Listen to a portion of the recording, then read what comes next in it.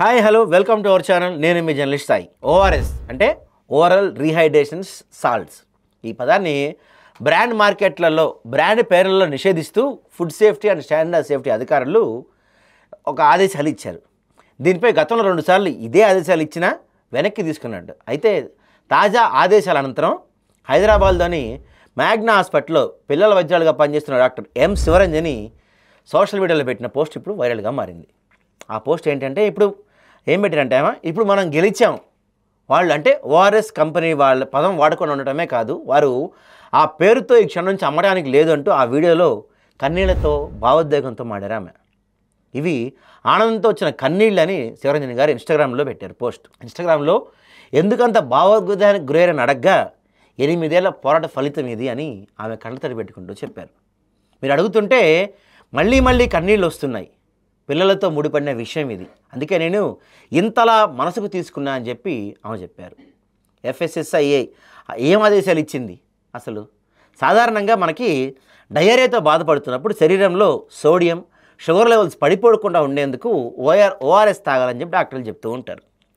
ఈ ఓఆర్ఎస్కు WHO కొన్ని ప్రమాణాలు పెట్టింది. ఇందులో sodium chloride, glucose, potassium chloride, trisodium citrate, dihydrate వంటి ఎలక్ట్రోలైట్స్ ఉండాలి. ముఖ్యంగా గ్లూకోజ్ స్థాయి కీలకం. 100 మిల్లీలీటర్ల ఓఆర్ఎస్ ద్రావణంలో 1.35 గ్రాముల గ్లూకోజ్ ఉండాలి. అయితే ఓఆర్ఎస్ బ్రాండ్ పేరుతో మార్కెట్లో కొన్ని ఆహారోత్పత్తులు, బెవరేజెస్ వచ్చాయి. వీటిలో గ్లూకోజ్ స్థాయి 100 మిల్లీమీటర్ల ఓఆర్ఎస్ ద్రావణంలో 8 నుంచి 12 గ్రాముల వరకు ఉంటుంది. షరతులు వర్తిస్తాయి, కానీ అవి ఎవరికి తెలుస్తాయి? ఓఆర్ఎస్ పేరుతో వస్తున్న బ్రాండ్లపై ఎన్నో ఏళ్ళుగా వైద్యుల నుంచి అభ్యంతరాలు వ్యక్తమవుతూనే ఉన్నాయి. డయేరియా సమయంలో సోడియం గ్లూకోజ్ సరిపడ మోతాదులో శరీరానికి అందేలా ఓఆర్ఎస్ ఫార్ములాను WHO రూపొందించింది. దానికి విరుద్ధంగా ఓఆర్ఎస్ అనే పదాన్ని వాడుకొని అధిక గ్లూకోజ్ స్థాయిలో బెవరేజెస్ను కంపెనీలు అందుబాటులో తెచ్చాయి. ఓఆర్ఎస్ పదాన్ని బ్రాండ్ పేరుగా వాడుకోరాదని 2022 ఏప్రిల్ 8న Food safety and Standards Authority of India ఆదేశాలు జారీ చేసింది. కానీ తర్వాత వీటిని మారుస్తూ మళ్ళీ ఆదేశాలు జారీ చేశారు. షరతులకు లోబడి బ్రాండ్ పేర్లకు ముందు లేదా వెనుక ఓఆర్ఎస్ పదం పెట్టుకోవచ్చు అంటూ 2022 జూలై 14న 2024 ఫిబ్రవరి 2న 2 సార్లు కోర్టు ఆదేశాలు ఇచ్చింది. WHO ప్రతిపాదించిన ఓఆర్ఎస్ ఫార్ములా ప్రకారం డ్రింక్ లేదు అనే షరతును ముద్రించి ఓఆర్ఎస్ పేరు వాడుకోవచ్చని ఆదేశాలు ఇచ్చింది. ఈ ఆదేశాలు వెనక్కి తీసుకుంటున్నట్టుగా తాజాగా ప్రకటించింది ఎఫ్ఎస్ఎస్ఐ. షరతు ముద్రిస్తున్నప్పటికీ అది ఎంతమంది చదువుతున్నారని ప్రశ్నిస్తున్నారు శివరంజని గారు. మేము మా వద్దకు వచ్చే తల్లిదండ్రులకు ఓఆర్ఎస్ కొనాలని చెప్తే ఓఆర్ఎస్ బ్రాండ్ పేరుతో ఉన్న డ్రింకులు కొంటున్నారు. అందులో గ్లూకోజ్ స్థాయి ఎక్కువగా ఉండటంతో పిల్లలు డైరెక్ట్ తగ్గట్లేదు, వారి ఆరోగ్యం మరింతగా దెబ్బతింటుంది. అందుకే ఓఆర్ఎస్ను బ్రాండ్ పేరులో వాడుకోరాదని ఉద్యమం చేస్తున్నట్లుగా ఆమె వివరించారు. ఓఆర్ఎస్ అనేది అత్యవసర పరిస్థితుల్లో శరీరంలో లవణాలు లేదా ఎలక్ట్రోలైట్స్ నష్టాన్ని తగ్గించేందుకు తాగించేదని, వాటిలో షుగర్ ఎక్కువగా ఉన్నందున డయేరియా సమయంలో అనారోగ్యం మరింత అధికమవుతుందని ఈ నిపుణులు ఎప్పటి నుంచో చెప్తూ ఉన్నారు.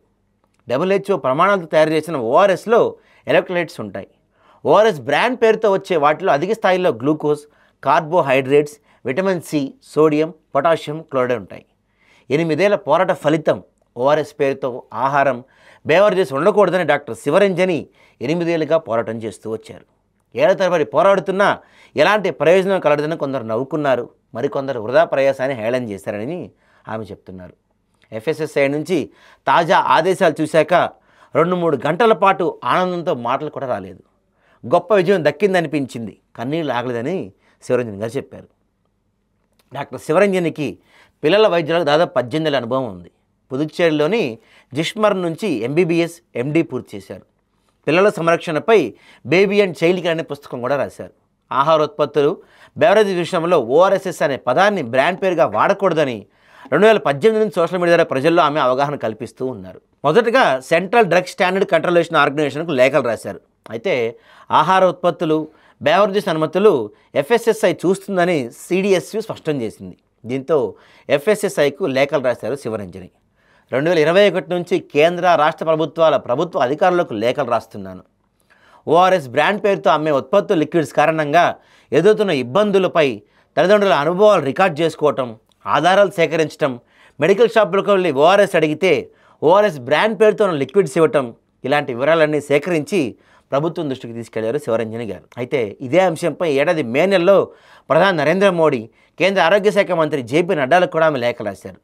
తెలంగాణ హైకోర్టులో కేసు 2022 సెప్టెంబర్లోనే ఓఆర్ఎస్ బ్రాండ్ పేరుతో బేవర్జెస్ విక్రయాలు నిషేధించాలని కోరుతూ తెలంగాణ హైకోర్టులో డాక్టర్ శివరంజని ప్రజా ప్రయోజనం అంటే పబ్లిక్ ఇంట్రెస్ట్ బిల్ వేశారు. దీనిపై ఇప్పటి వరకు 3 సార్లు వాదనలు జరిగాయి. ఇంకా వాదనలు జరిగి తీర్పు రావాల్సిందని ఆమె శివరంజని గారు చెప్తూ వచ్చారు. హైకోర్టులో వేసిన కేసులో endocrine society of Indian women paediatrician forum తనకు మద్దతుగా నిలిచినట్లు వివరించారు. హేళన చేస్తూ పోస్టులు పెట్టారు. తన పోరాటంలో జర్నలిస్టులు, సమాజంలోని కొంతమంది ప్రజలు, సోషల్ మీడియా ఇన్ఫ్లుయెన్సర్లు, ఎథికల్ పీడియాట్రిషియన్స్ ఇలా ఎందరో మద్దతుగా నిలిచారని శివరంజని చెప్పారు.